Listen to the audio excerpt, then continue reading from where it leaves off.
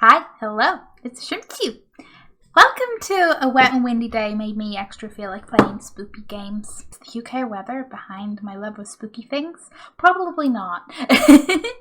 But really, we are going to play Exmortis 3 today, and I'm quite excited because, whilst I have all the nostalgic factor for Exmortis 1 and 2, which I have videos on if you want to check out, whilst I do have the nostalgic factor for 1 and 2, okay, sure, my memory's a little fuzzy, may have mixed up the bathrooms between the two games, but I don't have a specific memory of 3. I'm not certain I ever actually played 3, so this could be brand new.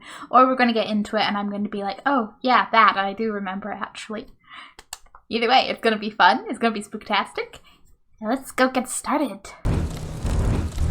Oh, with the little animated flay over there and the backstory. Okay, yeah, I'm pretty sure I've definitely never played 3. I'm excited. Look at this. Oh, I love the little ember effect over the options. The story so far. The Dominion War. Before the dawn of man and beast, abhorrent mystical creatures roamed the earth realm. Darkness and chaos was a way of life. There were no rules, and no life as we know it today. Where's my mouse to go down? Amongst these diabolical creatures, a creed of sentience known as the Ancients existed, for their kind transcended life, death, time, and reality. Their power and strength knew no limits, as did their lust for conquest and blood. In due time, the nature of the ancients would see them assert their rule over the lesser entities of the earth realm, their greed and arrogance eventually turning them against their own kind until only 3 ruling ancients remained. Kafta, the merciless, Azrael, the tactician, and Flay, the manipulator, 3 brothers of the ancient kindred fighting tirelessly against one another for undisputed claim over all that exists. Just small goals. As a result of his treacherous ways, Flay would emerge victorious and lay claim to a throne built on the river of his enemy's blood. Ruling with an iron fist and caring only for limitless power, Flay elevated himself to godlike status. However, Flay's rule would be short-lived. Knowing full well that only the powers wielded by another ancient could bring harm, and even death, to Flay, a group of dissident lesser demons had found a way to banish the ancient spiritual form to a crimson limbo known as the spirit world, thus removing him from the earth realm. Yeah, about that. Over the course of many eons, ruling races of demons rose and fell victim to a similar fate. Eventually, they too were excommunicated to the spirit world to join life forces with a disembodied Flay. The consolidated entity was to become what is known as Legion, otherwise referred to as the Exmortis. The Exmortis had no physical influence over the earth realm. However, it was foreseen that with the rise of mankind in the earth realm, an opportunity to return to the physical world would once more present itself, and thus the Exmortis lay dormant until the day the Hand would release a demonic plague upon the earth, unlike any humanity had ever seen. The Redeemer. And so it came to be. The Exmortis were unleashed upon the earth once more. Wave after wave of demonic fury poured out across the land, laying waste to all that stood in the way. A man, the Redeemer, was chosen by the Shadow Man to begin a quest to rid the world of this demonic plague.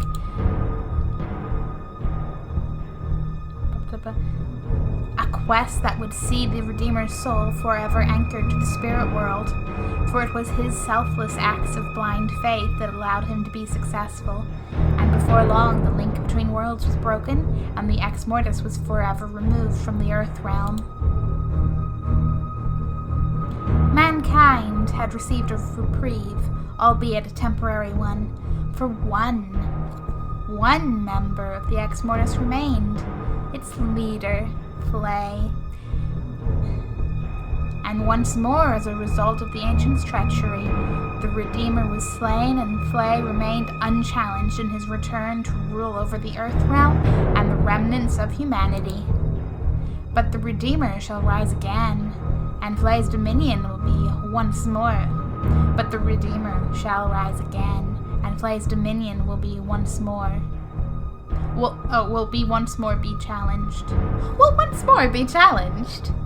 And that's a nice little summary of the events of the last two games, but oh boy, are they worth experiencing.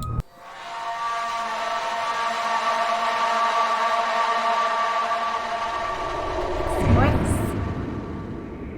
It's a city. Where are we?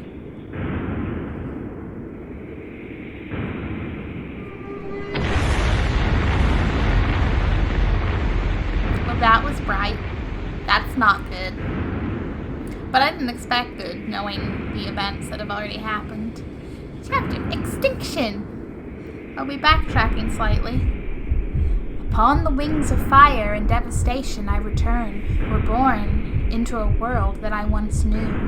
Strange archaic powers, foreign and twisted, surge through me. How I came to be here as more than human, I remember not. But I promise this. I will have my revenge upon the ancient enemy Flay, and my people will taste freedom once again. Woo, freedom! Welcome to Exmortis 3. The following is a quick start guide to get you going on your journey. I don't want to skip because I don't know what's going on. The opening scene has you waking up in the middle of a massive crater. Your first objective is to climb out of the crater somehow. Somehow, huh? There are two ways we can do this. The practical way, or using your newly gifted powers of telekinesis. Let's try the practical method first. There are many objects in the Exmortis world that you can interact with in order to progress through the game. Each object that you acquire can be managed from the inventory, which can be quickly accessed by pressing tab or clicking the inventory button. Let's start by clicking on the metal wire on the ground here to add it to your inventory. Sure thing, a line of steel woven cable hangs down into the crater within reach. Maybe I can use this time to pull myself out of this hole. Yeah. We've got some steel cables. It's quite a styled inventory. Screaming statues everywhere. Well done. To use any inventory, you can click the use button below. But for now, let's exit the inventory screen. Yes. The next item we need to add to the inventory is the hooked weight, which is located here. Yep. I'll take that. Good work. Now combine the steel with the hook. Yes. I'll feel like resonating this far. Good. Now we'll get the chance to use this. And click the use button. Boom. Let me use it. Now click this exposed pipe at the loop. Yes. Yes. Well done! Normally you would click the cable to climb out. But before we exit this scene, let's try out some telekinesis. Okay, convenient little pop-up. To access the power menu, hit P on your keyboard and click the power button. Let's do that now. Power! As you can see, there are many powers listed, but you only have access to telekinesis at the beginning of the game. As you play Exmortis 3 and you achieve certain objectives, the remaining powers will become unlocked to wield as you see fit. That's a lot of power. Each time power is used, your health and power rating will be affected differently. Ooh. Your base power of telekinesis does not affect your health when used. Hooray! Destruction only takes health when you fail to summon it correctly. Oh boy. The remaining powers will always tax you the indicated health points when used. I see. I like regeneration. You can also quickly access each power directly by pressing these numbers on your keyboard during the game. 1 for telekinesis. Okay. But for now, we want to use your powers to create a little carnage. Click this telekinesis bar to equip this power. Yes. Now for the fun part. Try using your powers on the crane at the top of the screen. Yes. didn't focus. Try it.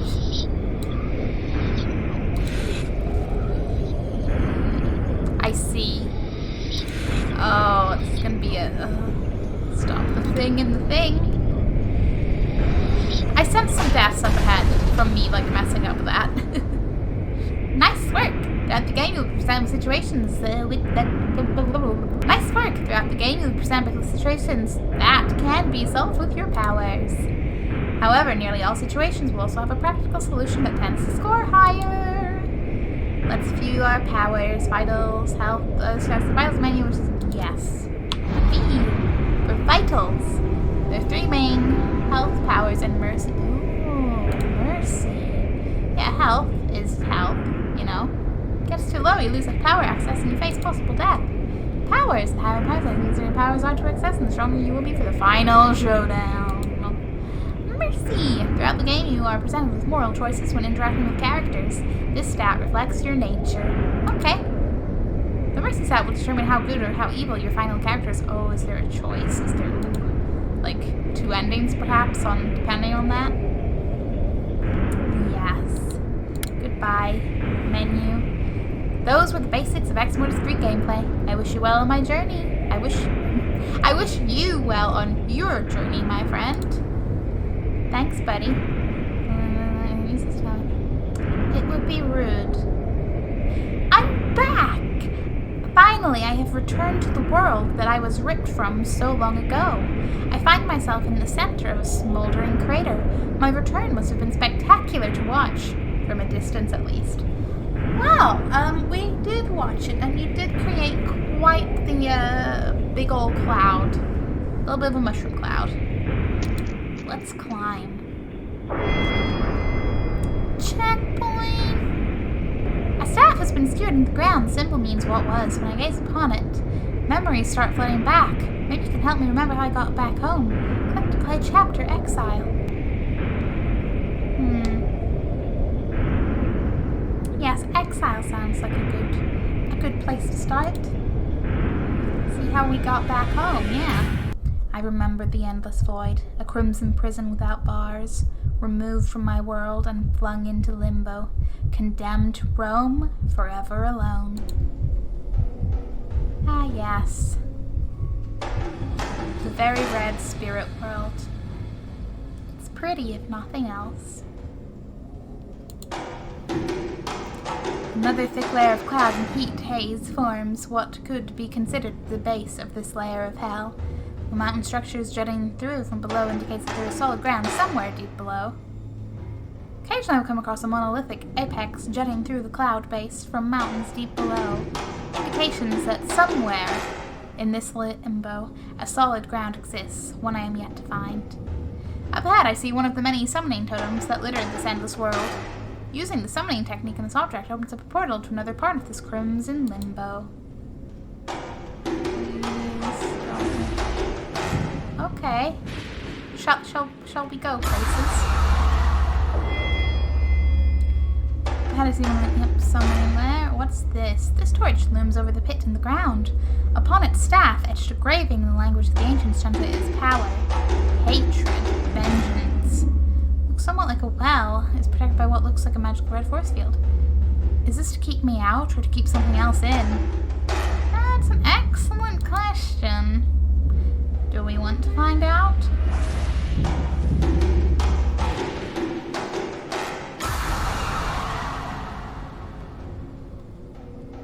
I'm just gonna hop around for a while, I guess.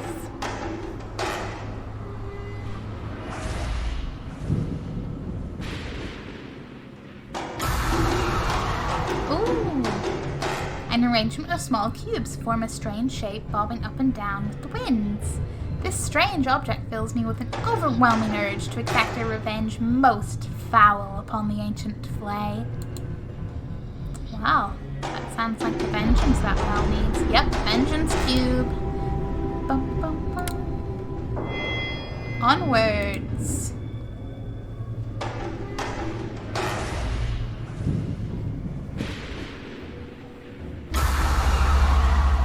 Yeah, that's lit up one. Boom, hello. Which one are you?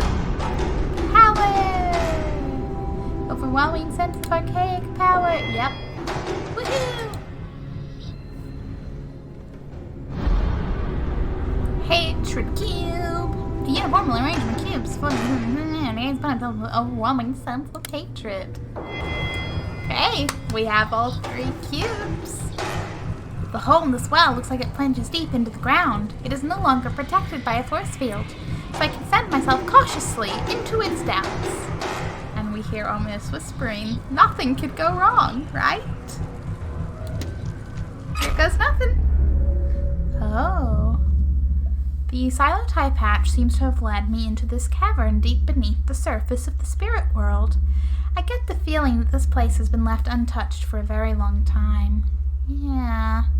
The arrangement appears to look like the Vengeance Cube unfolded and flattened. 3 stone pillars just out of the foggy floor. An eerie power pulsates through them. What is the significance of all this? A thin layer of mist covers the damp base of this cave. I can hear liquid trickling off from a corner somewhere, but it's too dark in here to see much. Say that again.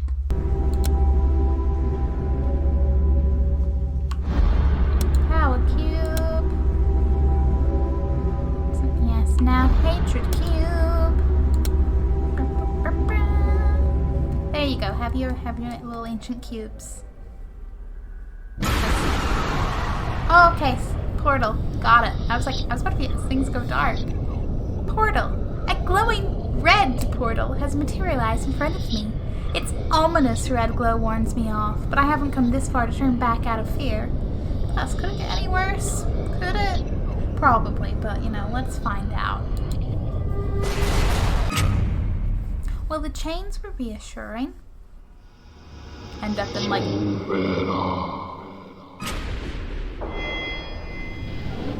Did you say soul bearer? I've materialized standing on a dark, dungeon-esque looking platform, floating in what appears to be an ocean of molten lava. What the hell is this place? Yes. An ominous-looking creature stands before me, tethered to the stone platform by some sort of an electric binding. I get the same feeling as I do when in the presence of my ancient enemy Flay. Are you part of Flay? Are you maybe someone else? Hello?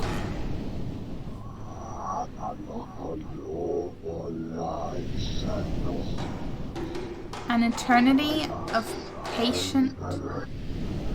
An eternity of patient... Is he gonna stop?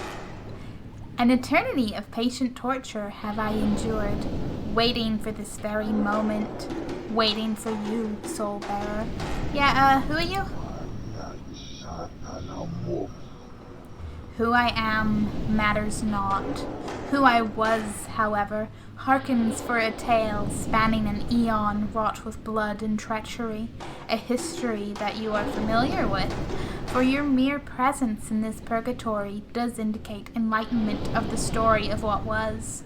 For I was once a creature of the Crimson World, a leader of a vast army. I was known as Azrael, an ancient, and I wondered, I was like, could it be? Could it be his good old brother? Okay, what is this place? An image burned deeply into every fiber of what remains of my being. For this has been my brimstone prison and torture chamber for an eon, even before the time when your kind emerged from the primordial soup of the ancients. My painful cries echoed throughout this endless void and fueled the rage that continues to destroy your world. And why am I here? To free you, probably.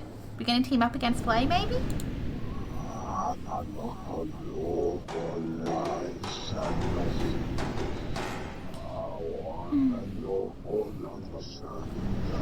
Your presence in this plane of existence heralds the success of my brother's conquest of the Earth Realm, a plan that I was forced to formulate for the Exmortis to return to the world that had shunned our kind long ago.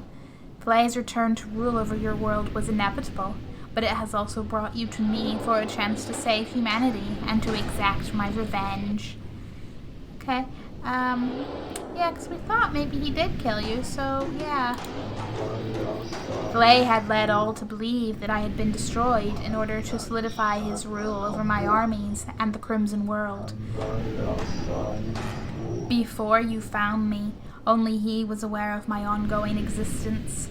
If anyone knew about me, it could have destabilized his control. As it turned out, it made no difference, as he, too, was eventually excommunicated to the spirit realm. Yeah, he was. Why would Flay keep you alive? We were the last remaining ancients of the Crimson World, imbued with godlike powers and strength. However, Flay learned that our powers are coexistent in nature. If I were to be destroyed, his source of strength would exist no longer, and he would be as weak as the entities that followed his rule. So I was trapped here, kept as a conduit to true power. Oof. That's a rough, existence. Only an ancient can destroy another ancient. I am but merely human. Merely human is a term you should use lightly, Soul Bearer. Being human presents you with an advantage over the enemy. Your first visit to this world eternally anchored your soul here. It now has the ability to act as a container for the life force and strength of an ancient, tapping the very essence of the ancient's power to turn it against Flay. We just happen to have a convenient ancient right here. Yeah, looks like I trust an ancient. Why should I trust you? Not that I won't believe that Flay is the more asshole brother. The history books don't paint any of the ancients particularly positively to little human old me. It is your choice, Soul Bearer.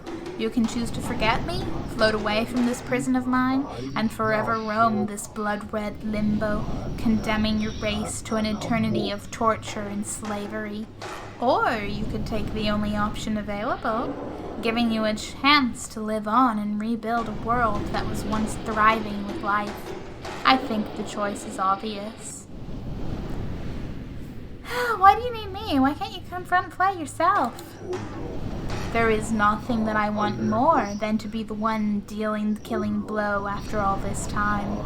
However, even if I escape these shackles in this limbo, my brother has knowingly drained my life force and strength to the point of no return. I know that in this state I will never be a match for him. But you are a different story, Soul Bearer. It sounds too good to be true. What's the catch? Mark my word, there will be times when you will be tested.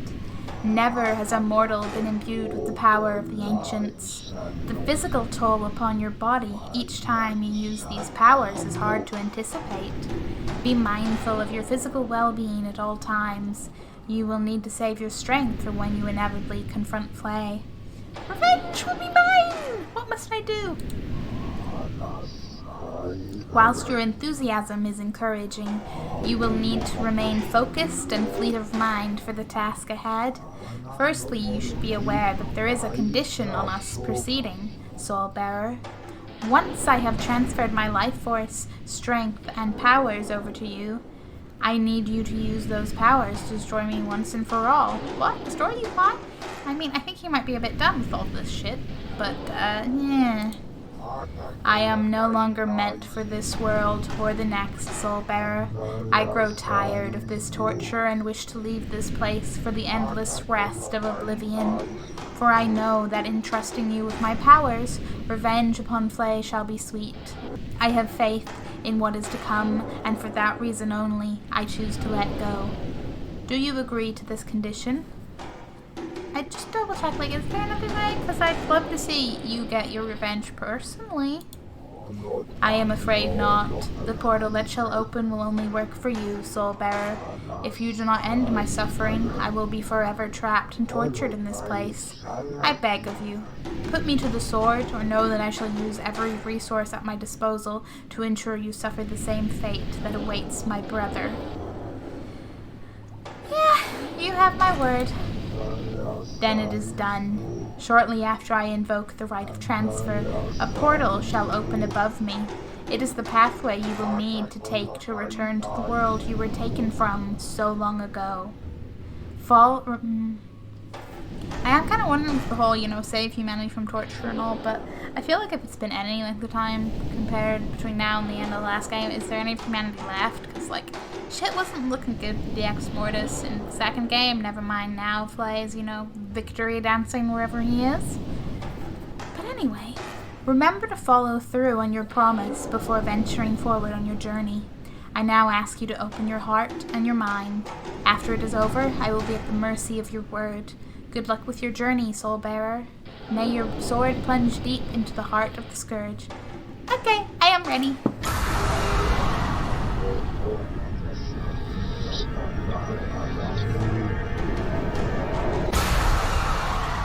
Ooh.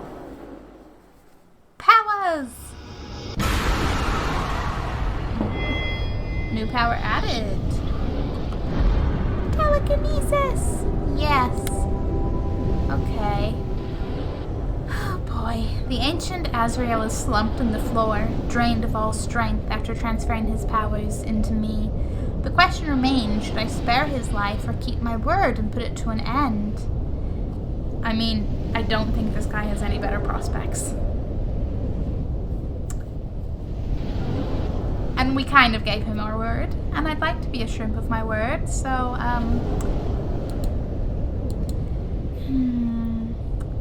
we use telekinesis? Oh boy.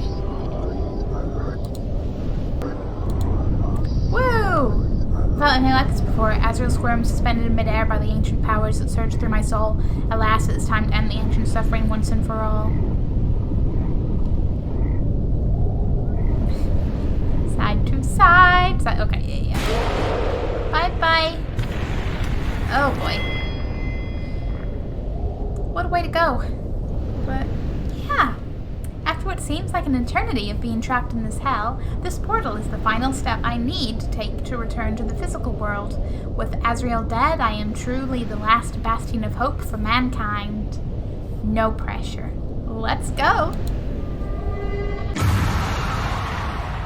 And this is the part where Exmortis 3 is longer than the other two games, and welcome to a mini-series! Thank you so much for watching. If you want to catch up on the first two Exmortis games, I have videos on them, and I'll see you next time when we get to that whole gonna kick Flay's ass and begin our adventure in the present. Bye!